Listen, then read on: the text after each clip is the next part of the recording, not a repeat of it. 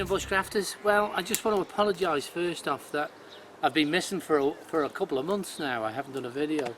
There's a good reason behind that. I've been working on another channel. But tonight I just wanted to look at the main principles of concealment. Let's not call it camouflage, because concealment is what it's about. First off, why do we need concealment? Well, the main two, and there are many reasons than two, the main two are to literally hide from a potential enemy or someone who will go and do us any harm, which is more likely in a survival situation, and the other one is to hunt with. Concealment within hunting is essential, and we'll go into that. What are the basics of concealment? Well, it's shape, shine, shadow, silhouette, sound and movement, and finally colour. But I think the last one, colour, depends on where you are in the world. If I was in the desert, for example, I'd be looking to wear colours or conceal myself with colours of pink and yellow. But in this country we're looking for shades of green, black, brown. Okay, well, if you look at my silhouette, I stand out like a sore thumb against this wall.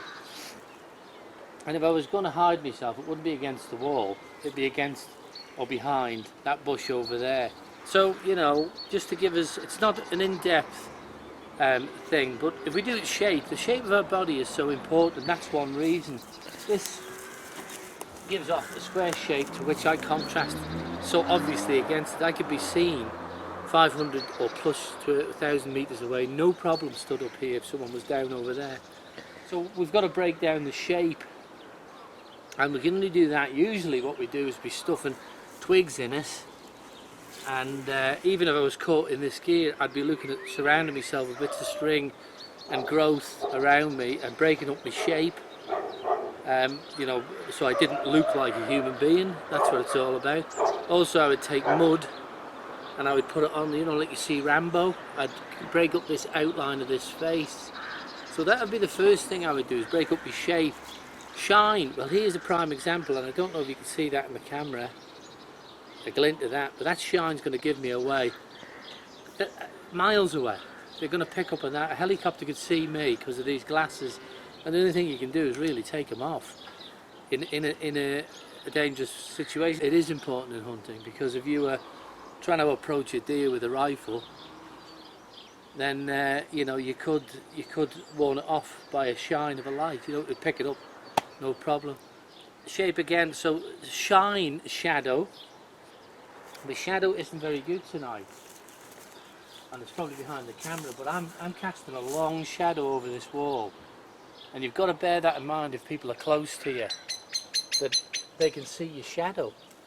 So we're into shape, shine and shadow. If that was casting that way, that'd be making a huge area of visual for someone to see that I'm here. And if I was hunting someone, that's what I'd be doing, is looking for shape, shine and shadow. That'd be my parameter, and I'd be narrowing down my field of vision to look for differences of changes on the horizon of where I'm seeing. Movement is a dead giveaway. If you see a wild animal, it will stay until you've trod on it. Basically, it won't move, because its natural ability to understand camouflage is there. So movement is critical. If you can actually get and undo someone's shoelaces, you know, in the night, if you experienced at this, you know, in the military, you're trained and trained and trained to be concealed, you know, and that is one. So where are we? Shape, shine, shadow, silhouette, movement, sound. Sound is a giveaway. Cracking sticks.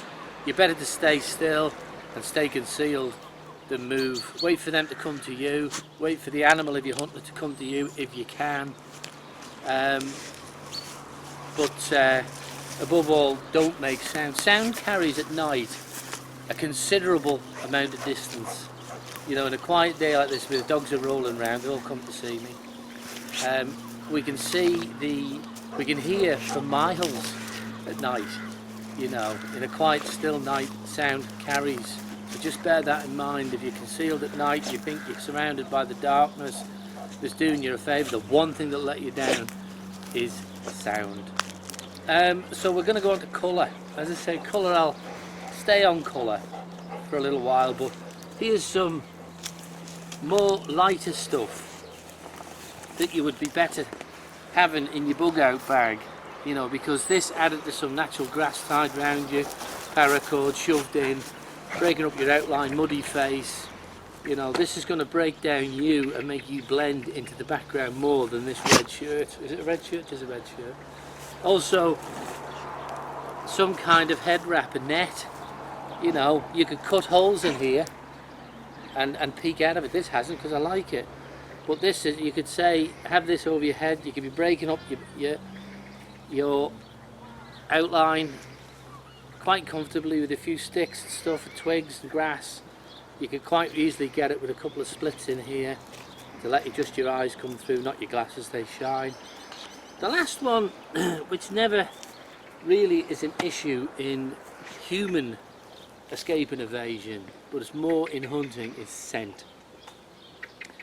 And we overlook this, especially as a survivalist, we'll overlook this more than any other things. Animals, these two dogs here, my Labrador and my Jack Russell, have a huge capacity to smell and scent things. A bear can scent up to 40 kilometers away. So in a hunting environment, smell or scent is very important. That's why you see a dog rolling in dog muck or the scent of another animal to conceal its own scent. It's very important when you're hunting. If you want to get close to something, the most important thing is to be downwind from it, or indeed get a rabbit skin and give yourself one with a rabbit skin if it's rabbit you're after, or even if it's not rabbits you're after, they might think you're rabbits. Another thing in the hunting environment, even though you're a hunter and you're not dressed in full camo, you're trying to stay to a natural movement of what's happening around you, because if you went like that, a deer would spot that, or a bird you were trying to shoot would spot you're doing something unusual. So if you're pointing your gun, you'd bring it up under the bush, taking an aim, or over the bush for the deer. You know, just think about that one. We'll go more into hunting in another video, but anyway, that's all I can say for tonight. I hope it's been of use to you. This is Pete on Survival signing out, saying please don't forget to like, share, and above all else, subscribe.